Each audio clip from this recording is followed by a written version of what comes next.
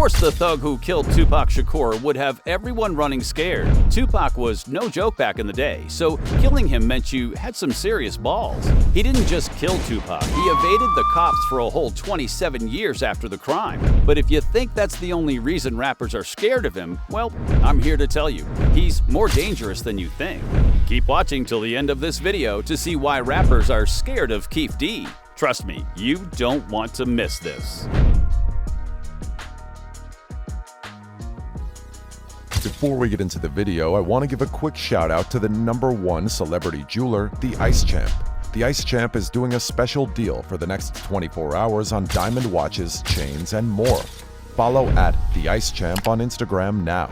Tupac's tragic passing. It's been over 27 years since Tupac was killed, and to this day, he still remains in the minds and hearts of his fans. On the tragic night of September 7, 1996, Tupac was in Las Vegas, Nevada. He was there to celebrate his business partner Tracy Danielle Robinson's birthday, and also to attend the Bruce Seldon vs. Mike Tyson boxing match with Suge Knight at the MGM Grand. Back in the day, Tupac and Suge Knight were almost inseparable. They did everything together. People even referred to them as the Ruthless Brothers.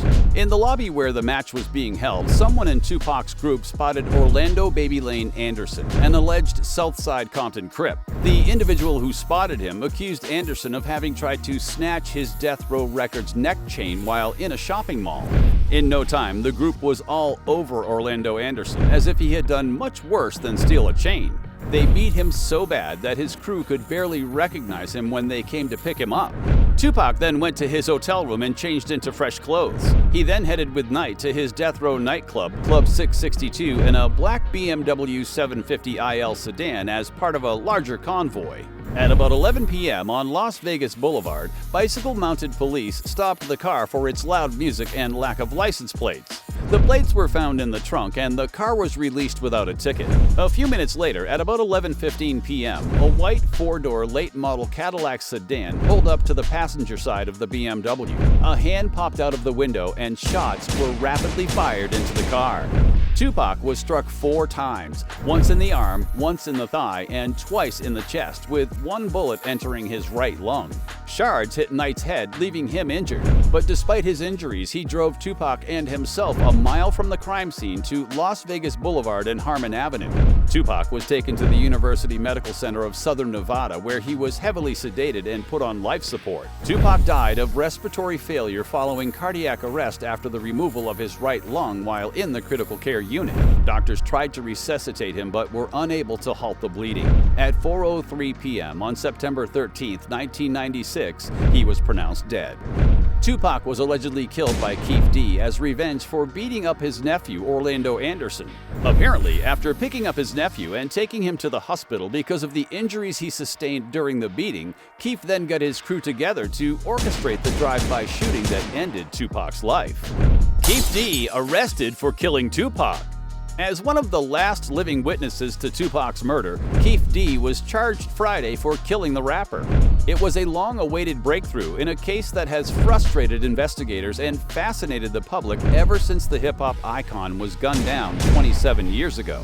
A Nevada grand jury has indicted Keefe D in the killing, prosecutors announced in court on Friday. Chief Deputy District Attorney Mark DeGiacomo said the grand jury had been seated in the case for several months. DeGiacomo described Keefe D as the on-ground, on-site commander who ordered the death of Tupac. I know a lot of people have been watching and waiting for this day.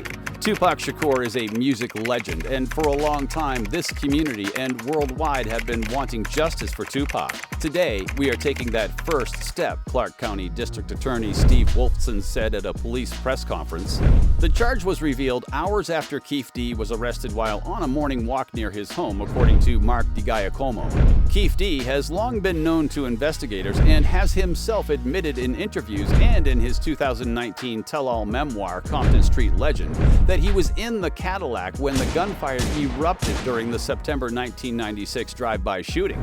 Tupac was 25 years old when he was gunned down. Jason Johansson, the Las Vegas Police Department's homicide lieutenant, said the murder was a retaliatory attack after a conflict between two Compton, California-based gangs. Tupac and Suge Knight, the former CEO of Death Row Records, were affiliated with the Mob Piru gang in Compton, while Keefe was affiliated with the Southside Compton Crips, according to Johansson. Keefe D was the shot caller for this group of individuals that committed this crime. He orchestrated the plan that was carried out to commit this crime, said Jason Johansson.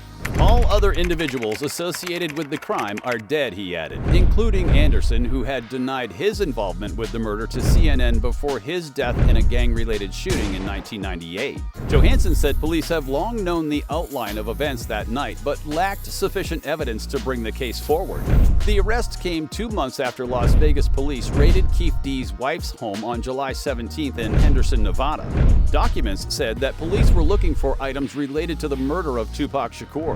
Police reported collecting multiple computers, a cell phone and hard drive, a Vibe magazine featuring Tupac, several .40 caliber bullets, 2 tubs containing photographs, and a copy of Keefe's 2019 tell-all memoir, Compton Street Legend. In the book, Keefe D said he broke his silence over Tupac's killing in 2010 during a closed-door meeting with federal and local authorities. At the time, he was 46 years old and was facing life in prison on drug charges when he agreed to speak with authorities. They promised they would shred the indictment and stop the grand jury if I helped them out, he wrote. Keefe D blames Diddy for his involvement in Tupac's death. Before the police hit Keefe D with the murder charge, he had blamed Diddy for his involvement in Tupac's death. In July, Keefe had an interview with The Art of Dialogue where he called out Puffy for sinking the Death Row Records empire. I met him back in '91. He was doing an Usher video. Can you get with it?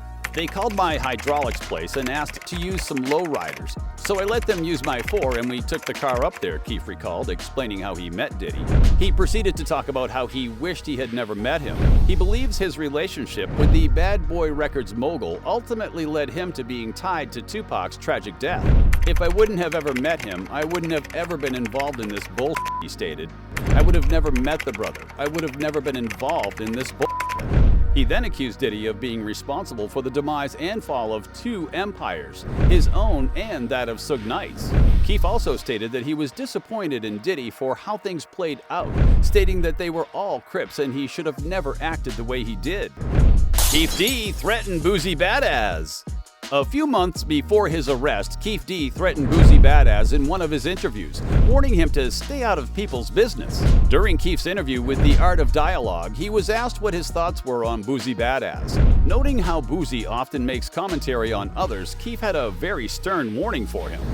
I only gotta say to Boosie, get you some business, mind your business and stay out of everybody else's and you'll live longer, dude, Keefe D began. Who stamped you to make you the f***ing spokesman for gangsterism, you little bitch?